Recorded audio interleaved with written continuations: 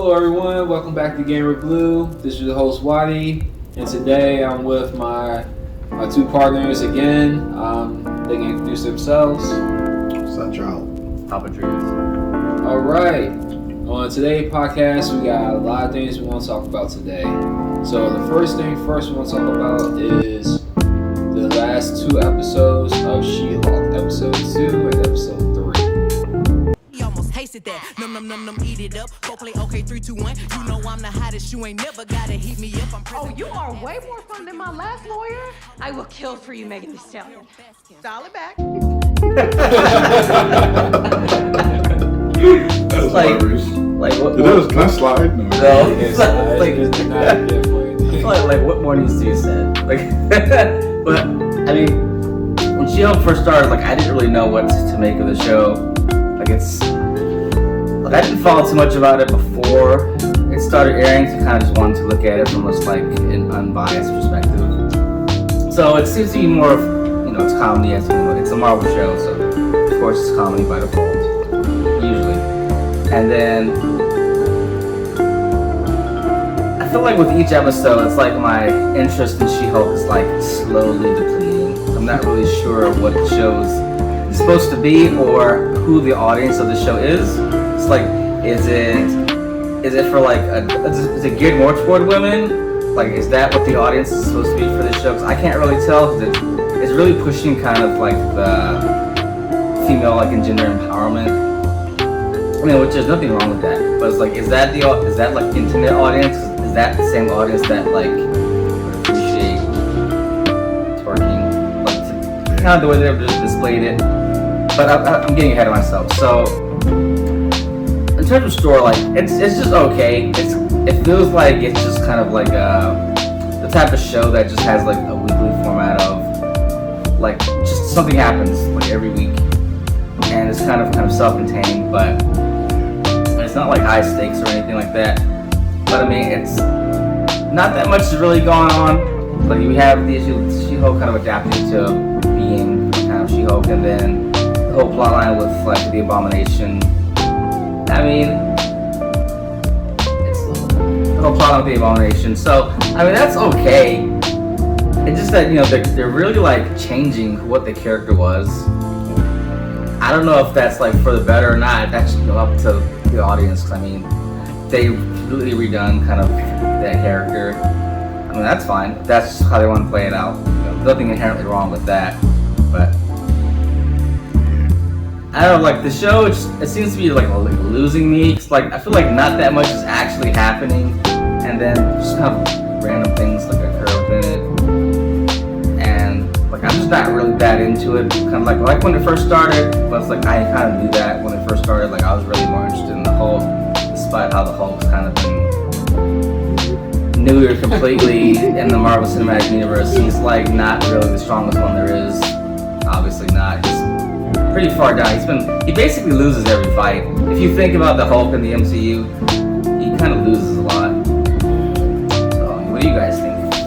To me, as far as the episode 2, when they had to introduce, what's the guy's name? The bad guy? Abomination. Yeah. And how you have She-Hulk trying to defend him. Yeah. And who he was trying to kill the Hulk, the old Hulk. That whole like conflict of interest thing was pretty much glossed over, and they just kind of like very conveniently wrapped up how like Bruce is like cool with her representing Emil. And they just kind of like blew that away, blew that to the side. It's like, yeah, no big deal. Like, we're gonna let you go on parole. Like, who would ever really do that? Like, who would, like, honestly, even in the Marvel Universe, you wouldn't let, like, a supervillain who destroys a city on purpose, not a superhero who destroys a city, a supervillain who destroyed a city on purpose, just have parole. Like, you wouldn't just let him go. You wouldn't just let him go back out into, like, the world to do kind of whatever. Even if he showed himself that he's controlled? But you're in jail. Like, yeah, like, like in jail. You are controlled. Who's going to show that they're like not in control in jail? Yeah, like you're already controlled in those cells, so like we can only. It's like him getting out probably benefited. It's like it's such like a weird storyline. It's like it's cool that they're making connections to like the Incredible Hulk movie, even though like that Hulk was like the best version of Hulk like there was. He was like very strong and menacing, and he felt like an actual like strong force. Whereas the MCU Hulk, with the exception of like the Avengers movie, they did make him look pretty menacing in that first movie. But then since then, they kind of just made him seem weaker because he just loses. Like he's not as scary as you think he would. Like he loses to Iron Man, the Hulkbuster suit. He loses to Thor when they fought in Ragnarok. He loses to Thanos. Like he just got so scared that he never came back for like a while. And then, I mean, after that, I mean, he did beat up a dog for Ragnarok, kind of, but like, who cares? And then it's like it just. They kind of like destroyed his character in the MCU. Like I'm not a fan of what they've done with him, and like the whole Smart Hulk thing is like that's just like not a version of Hulk that I care to see. So that's not interesting. Having like a really strong guy who's kind of smart. I mean, we call that Beast. He's taking Tony Stark's place. Just being the smart guy. Just being the smartest. Like he doesn't have gadgets. He's like the smartest one on the team now, basically. That's one thing I hate about Endgame, because when Hulk was like, you know, he was controlling his rage, being smart with the glasses, while being the Hulk. I thought in Endgame it was gonna build to that moment where he just unleashes, you know, when they needed him the most. But it never happened in Endgame. It was like, nope. There was no payoff. For all that. There was no payoff of where Hulk was like, just like super wicked, like badass. Right? That hasn't happened at all. Yeah, I thought he was gonna be the one to take out Thanos or something, because I thought they were building him. That would have been like really great for him, but no, he had to like be the only one who could survive making that wish to bring everyone back, which, you know, that's cool, but that's really not what I wanted to see from Hulk, and the MCU hasn't provided me really with that. The first movie was pretty good for what they did with Hulk, but then after that they just like kind of dropped the ball and focused on different plot elements for Hulk, which I'm not a fan of. We talking about Hulk. Yeah, we talking about Hulk. We didn't know about She-Hulk. Only thing, like, they kind of like on episode 2 of Hulk, they show him in that spaceship that the guy crashed. Yeah. So I guess this is supposed to be like an old reference, probably the time when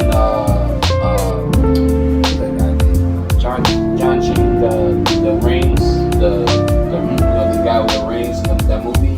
Shang-Chi. Yeah, Shang-Chi. Because that's the time when Abomination was fighting that guy. So I guess that time with Hulk talking on the phone, is that time probably during Ragnarok Thor? No, Ragnarok was like before this, but I don't know exactly when She-Hulk takes place beyond after Endgame. It's like after that, I don't know like when the actual calendar is for like when stuff's taking place. And then who could tell really? Yeah, that's true. I mean, but like overall to me, I think She-Hulk is just a female version of Deadpool.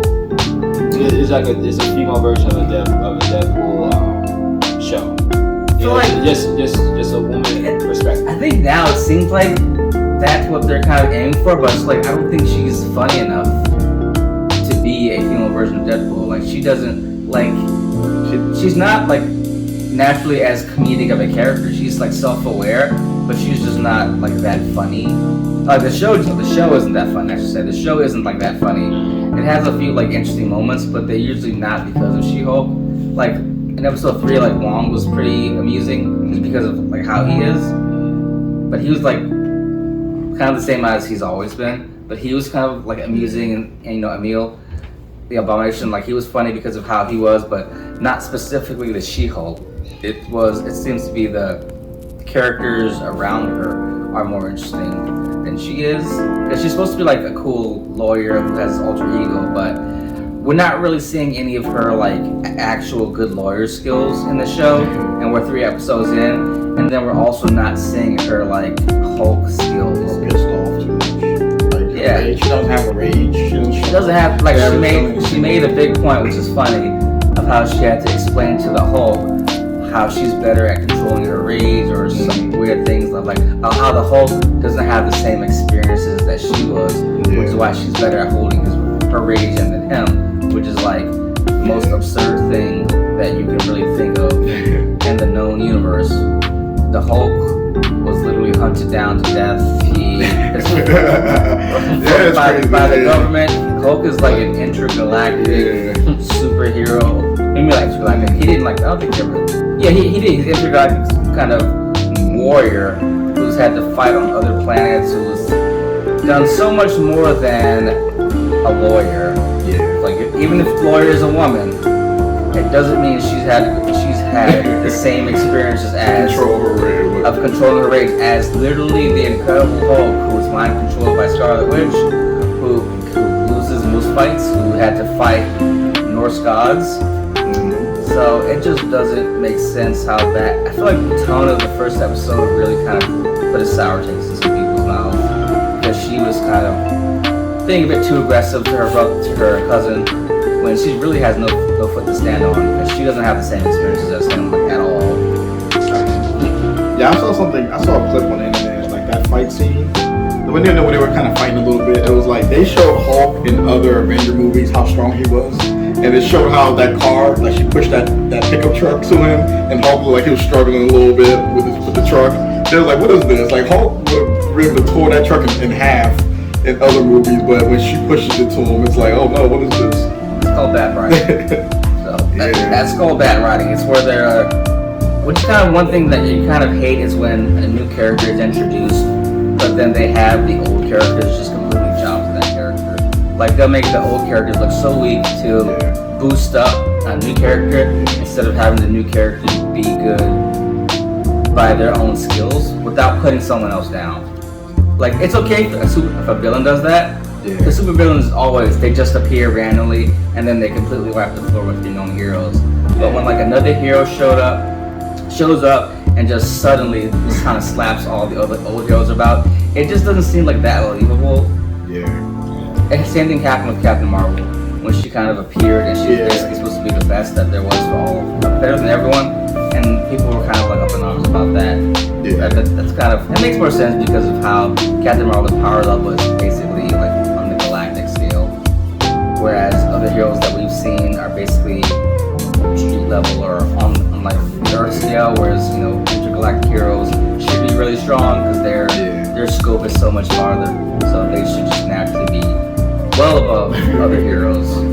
Yeah, for me, the show, like I told you guys, if you all keep watching, I'll keep watching, so we can do these reviews. But I mean, I guess to me, it's like the last Thor movie, how goofy it got, like insane goofy. I think they just went this way with She-Hulk. That's pretty much it to me. It's just different. Goofy. It's gonna be goofy. If you thought Thor was goofy, this is gonna get crazy because this is a series.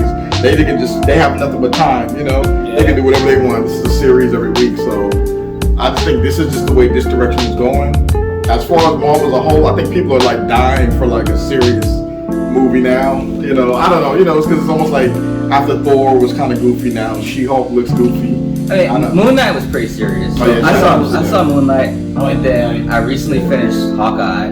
So I haven't seen Hawkeye. Hawkeye, much better than what She-Hulk is so far. Hawkeye's only 6 episodes. I think She-Hulk's supposed to be maybe like 9, I think. But I saw Hawkeye. Hawkeye was pretty good about introducing new characters, and I was pretty interested to finish it, so I finished it pretty quickly. So based on how She-Hulk is trending, I'm kind of putting it right at the bottom with the current Marvel shows I've seen.